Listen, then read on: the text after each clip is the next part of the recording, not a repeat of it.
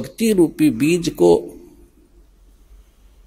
और इस फसल को वही परिपूर्ण करेगा जो इसके बारे में पूर्ण ज्ञान हो जाएगा जिसको। जैसे किसान खेती बोता है, हमारे हरियाणा क्षेत्र में नहर से सिंचाई की जाती है और गेहूं का फसल जो है सर्दियों में ही परिपक्व होती है।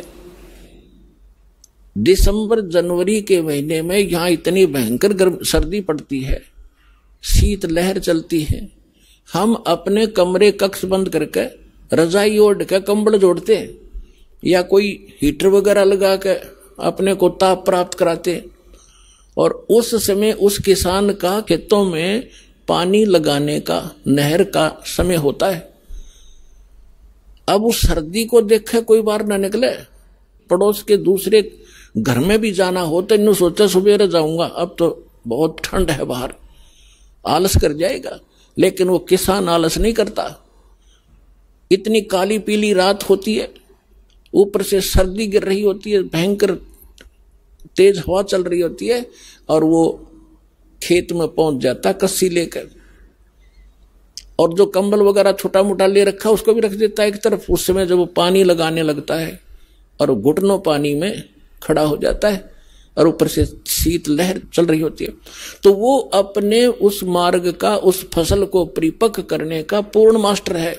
उसको ये मालूम है जब मैं आज आलस कर गया और सर्दी से डर के कमरे में बैठा रहा, पानी का समय निकल जाएगा, मेरी फसल सूख जाएगी, मेरे बच्चे भूखे मरेंगे और मैं निर्धन हो जाऊंगा।